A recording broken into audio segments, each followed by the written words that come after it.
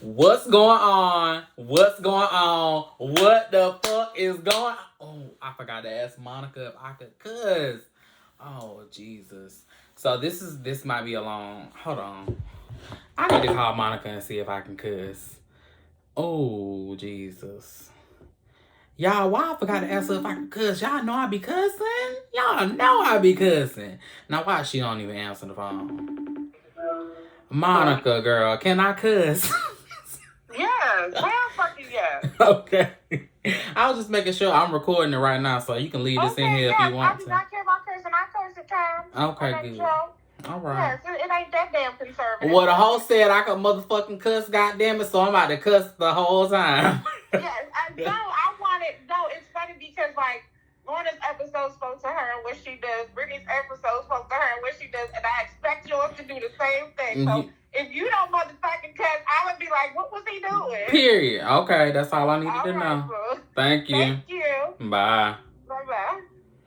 So, welcome to motherfucking Tea Time with Monica, bitch, because I can cuss. No, but seriously, for those that don't know, my name is Frank, also known as Frank in the City on Instagram and social media platforms. My girl Monica is sitting out. She's taking a breather because y'all done stressed her out, and she had to take a breather, so she called in her backup, her good Judy's, and I want to say I think I'm the last one, so I'm super excited to be here. I've done a podcast, but I have never done one where I'm just by myself. I've done YouTube videos and things like that, but I haven't done a lot. But I'm excited to be here, and without further ado, in true Tea Time with Monica fashion, I'm going to read you a quote. My topic this week is going to be wholeness. Now, if you know anything about Frank in the City, you know one or two things. I'm always going to be late, and I'm always very last minute. I'm not really good with writing a whole bunch of things down, so I have not planned out anything that I'm going to say today.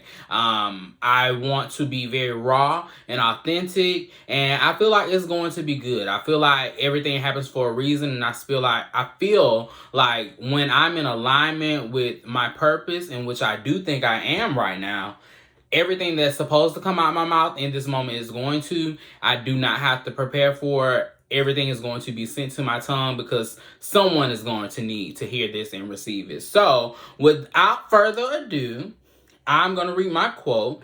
And my topic again is what makes me whole. And this is specifically for me, but I hope that it can resonate with some of you and, kind of segue into different things and areas of your life where you may be whole, or where you think you may be whole, or where you're not.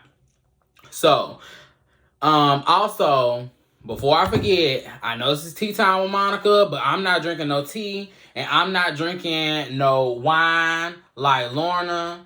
I am on a weight loss journey right now as a part of my wholeness. So I drink 3 of these a day, which is, this one is 64 ounces. So yeah, I drink 3 of these a day, so that's 1.5 gallons, and I'm also drinking this GNC lean shake. Don't know if you all are going to be able to see this, but yeah, I think she said it's going to be on YouTube. I'm just all over the place. Why the heck, Monica, why did you call me on here? Because, girl, you knew I was going to talk, and I'm going to be all over the place. Ooh, let me put my phone on Do Not Disturb, because I hope don't nobody call me. Okay. So, what makes me whole? So, my quote is, the purpose of our journey is to restore ourselves to wholeness. And that is by Debbie Ford.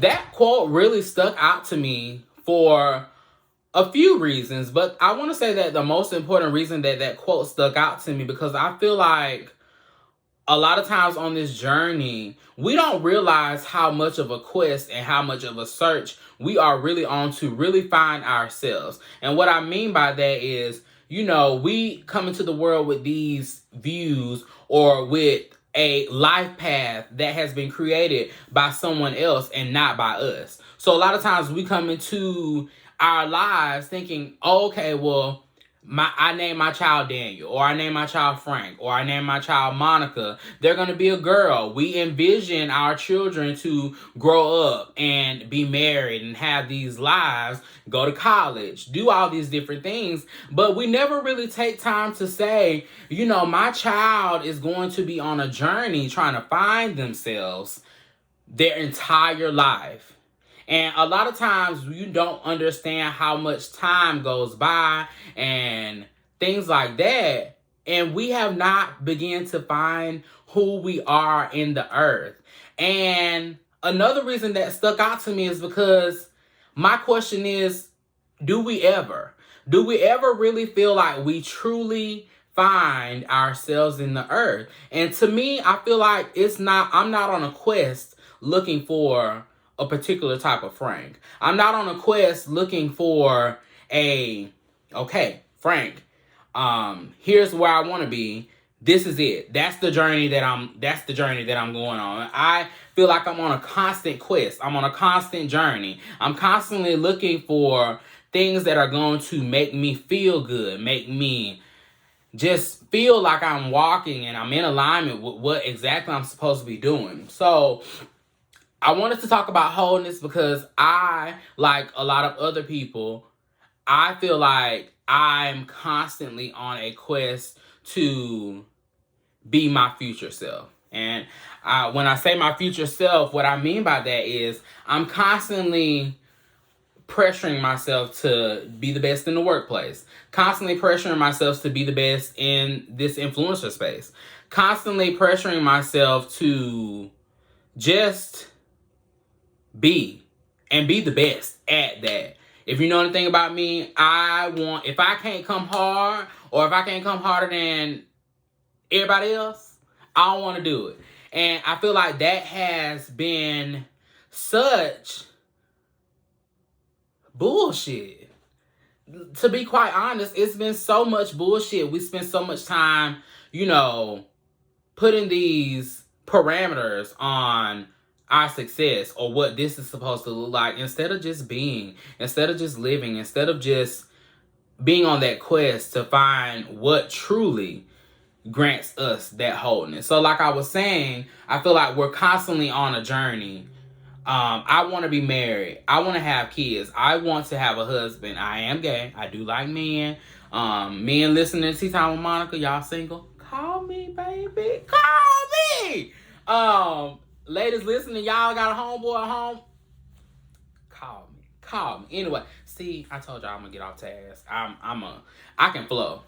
But I said all that to say, I know that I want to be married. I know that I want to have kids. I want to have a beautiful 5-6 bedroom house, something that my family never could dream of for anybody in our family, because I come from a small town called Alabama. But I started to realize that I was searching for everything in someone else that I did not possess. So I wanted to find somebody else that was going to make me happy when I wasn't happy on my own. I was searching for somebody else to bring me a sense of security, because I come from a family that is not financially intelligent. I'm still learning about finances. I've been evicted before, and everything you could think of that has happened with finances has happened since I moved to the DMV. And I'm very appreciative of those opportunities because it made me who I am today. I would never know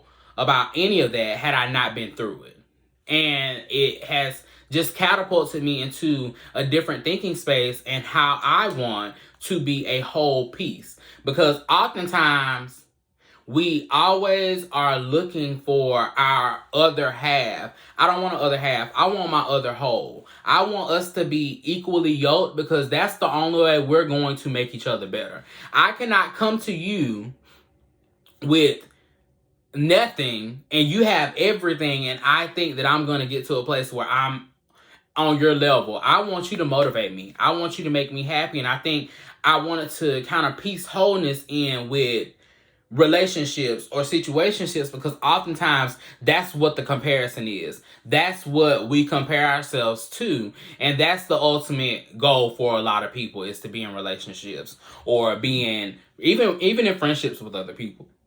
So here on my list, I have a few things that are currently making me whole or that I've been seeking out to make me whole. And I hope that it can kind of help you all and you can kind of compare or see where you are in the journey. Or do you feel like you're already whole? What does wholeness look like to you? So, according to the dictionary, wholeness means the state of forming a complete and harmonious whole unity. The second definition says the state of being unbroken or undamaged. I really like this because we all have been through our own shit.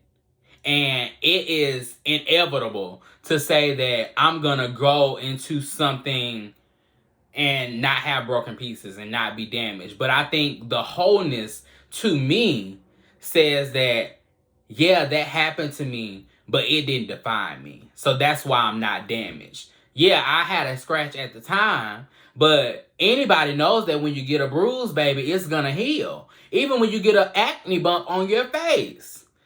You may have a scar after, but the scar does not last always. So I really like that part of being wholeness because I don't want to bring my if I do have to bring my broken stuff and someone is able to deal with that, awesome, perfect. But if not, I want to come into any type of relationship or friendship with my shit already handled at the door. That shouldn't be, I shouldn't bring up what Johnny did to me while I'm over here with Tyrone. That has nothing to do with Tyrone. I want to work through those things on my own. So I really like the whole undamaged piece because to me, it's, again, a constant work that we're putting in to make sure that we're our whole selves. So the first thing I have here is my faith makes me a whole person. I am very rooted in my faith. And I love God, love everything spiritual. And that is a part of who I am. Seeking Him in order to make sure that I'm fulfilled and make sure I'm a whole person is important to me. Not only because that is how I was raised, but I've also seen what He's done for me. I've seen what He's done for my family. I've seen what He's done for my friends. I've seen what He's done when it don't look good or when it don't sound good or when it don't feel good. I've seen what He's done to make sure that my soul is restored and that my mind is well and that I didn't lose my mind. And I'm not going to preach to y'all today, but I know what my faith means to me going into anything or being a part of anything. It's important for me to ensure that I have my faith intact and that my faith, I just spit everywhere, baby. But that my faith is rooted to who I am. I can't, that to me is essential to taking a tree and trying to pull a tree out of the ground and take it across the street without its roots. You can't take me anywhere without my faith. I'm rooted in my faith. Excuse me, my mouth is dry.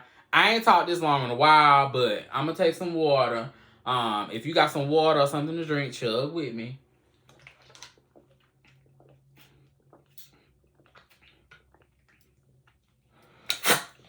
Ooh. Monica, you might have to cut that out, girl. I'm sorry. But that's important to me. I'm not going to say too much on that because I don't want to, offend anyone that may or may not be religious, may or may not believe in God. That's just a part of me. It does not have to be a part of your wholeness journey because it may just not be a part of who you are. Number 2 is my peace of mind. Motherfucker, goddamn. Y'all, when I tell you finding peace has been a game changer for me. I know what brings me peace. I know my triggers. I know what makes me mad. I know when my peace is shifting and when I need to get in line so that I can shift it back. And that is so important. I promise you, if you all do not or have not ever experienced what it truly means to be at peace and have peace of mind with a lot of shit that you cannot change, I challenge you, as soon as you get done listening to this podcast or watching this video, go find your peace. My peace is lighting candles. My peace is taking time to make sure that I'm good. That's me sitting in my room and decompressing. And I'm an extrovert, but I have to recharge and be by myself. That is where I gain peace. So if I've been on a long vacation with more than 2 people, I have to come home and recharge. I have to recharge my brain because I have been giving so much. And a lot of times you leave drained, and that doesn't do anything for my peace of mind. So that is my peace of mind has been so important to me. And I think the most important part of having your peace of mind is knowing your triggers. Triggers are important to know because if you don't know your triggers, you don't know when you're about to walk into something that could possibly shift you. For perfect example, I know that there are certain situations with certain people that require a level of thinking or just overall, just how I interact with them. I know what an interaction with this person could do to my peace of mind. So I'm already knowing in my mind, that's a trigger. How am I going to handle this situation today? How am I going to handle this situation right now? Because the way I handled it on last Tuesday, I let it shake me. I don't want to do that this Tuesday because I know that that's a trigger because it just bothered me. I don't want things to... Think about it. Think about something that bothers you right now. Think about it. One thing that bothers me is knowing that someone is lying. And imagine someone lying to you every Tuesday at 4 p.m. You know it's coming. You already know, like, they're about to lie to me at 4 p.m. And imagine that bothering you every single Tuesday at 4 p.m. for the rest of your fucking life. I don't want that. So if I know that is an inevitable situation for me that I can't get out of, I want to figure out how I can be at peace with the lie that's coming every Tuesday at 4 p.m. I want to be at peace with that. Because once I'm at peace with it, it can't affect me no more. And that's what a lot of times we're going through, things that are continuously affecting us. Relationships, situationships, bad jobs, losing money, not being good with money. We keep going through these things and they keep breaking us down every time. We go to a new level. That same thing is breaking us down. We haven't realized what we need to do to break that. And a lot of times it's mental. If you say you're over something, you're over it. Let it be done. Let that be it, and call it a day. I'm rambling now, y'all, but I'm telling you, peace of mind. You can ask my best friend, whose picture is right here. If you ain't watching the video, you can't see, but my best friend, he literally told me, I think it was last year or 2019, that he noticed that I was different. And I asked him why, and he just said, you spend a little more time by yourself and things like that. And I had to realize that in me sitting with myself more, that's how I was able to find more peace. Because as an extrovert, as someone that is social, like going out, love going to a bar, love to have hookah, contemplated having hookah on here today, but I ain't know. But anywho, as a person that knows that, it took a lot for me to feel like I wanted to pull back the reins and get my life back, because I feel like so many people were just sucking me dry.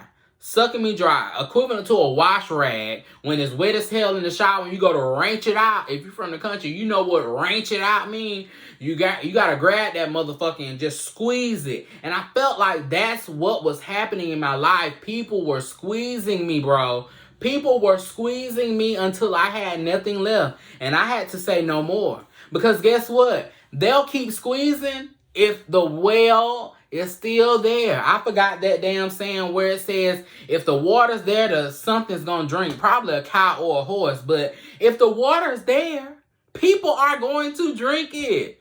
If I continuously allow people to drain me, how am I going to fill my cup back up? If I continue to every day, you say you're going to come and take my cup,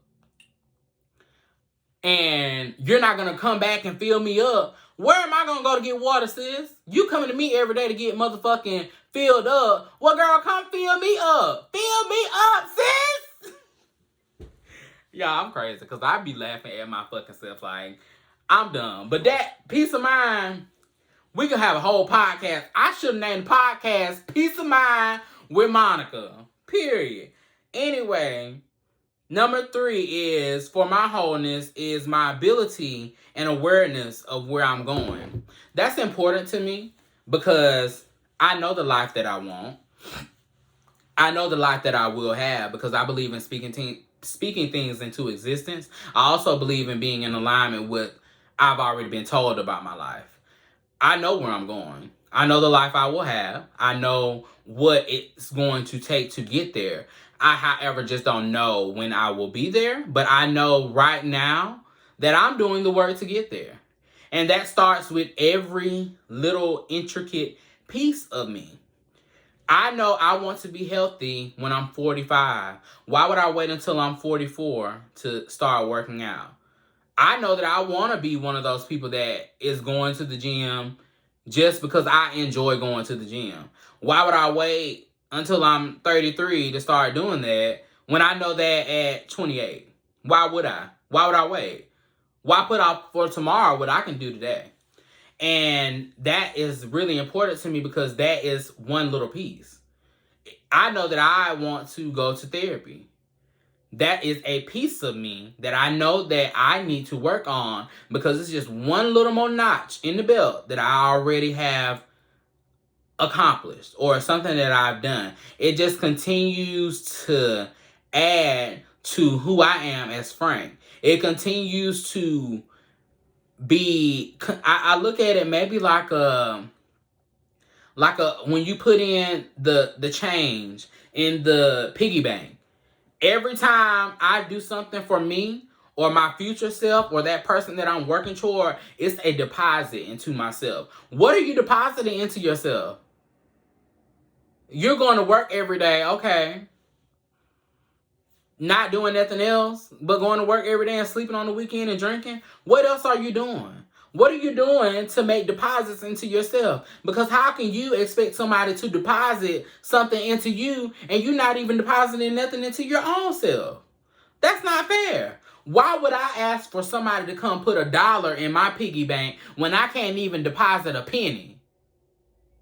And that's what's wrong with a lot of us. We're expecting people to come fill us up and fill up the bank when we're not making deposits into our own self. That's why. That's why. And that's why a lot of people are stuck and will continue to be stuck because they're not making deposits into themselves. And if you're not making those small deposits, imagine how much money it takes to buy a house.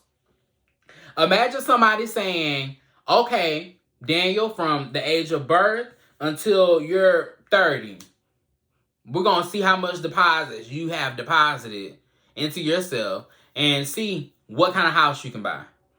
Imagine going from birth to 30 and you did nothing for yourself. You did nothing to make yourself a better person. You did nothing to make yourself whole. What kind of house are you going to be able to get, sis? I'll wait. But a lot of people think that, oh, somebody else is going to come in and deposit everything that I lack. Sis, you're not going to get it. Sis, you're not going to get it. Sister, brother, you're not going to get it. It's not going to happen for you. And it may happen for you as a lesson. But I guarantee you, that thing that you think is your thing, it ain't going to be thinking how you think it's going to be thinking. And that thing going to thing on up out of here. I'm letting you know now.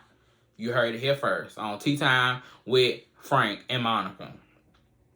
And my last one, I'm going to wrap it up because like I said, I knew I was going to ramble. And this is just me going off the dome.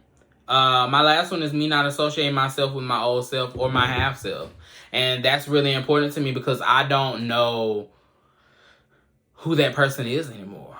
I know what that person had to go through. I know what that person endured. But that part of me is buried so deep because I am literally digging to get to that new self. That old self is full of dirt. Cause you know when you shovel stuff out, if you watching the video, you can see I'm shoveling, baby. And that dirt gonna fly over your head. That dirt gonna fly over your head. That dirt gonna fly over your head. And you gonna have a pile full of dirt so high on your old self that you're not going to even be able to remember what that person looked like or what they smelled like, what they talked like, or what they walked like. Ha shot! Woo! I'm preaching in here now. I'm preaching. But for real, y'all, like I know of him, but that's not who I am. That old stuff, I'm not doing that no more. Because that is why I was a half. And I'm working toward being a whole. And I guarantee you, when I get to where I'm going and where I'm supposed to be, I'm going to be as close to a whole tank of gas as I can be. Because guess what? I don't need nobody else to put gas on my car. I already got it. I already deposited that.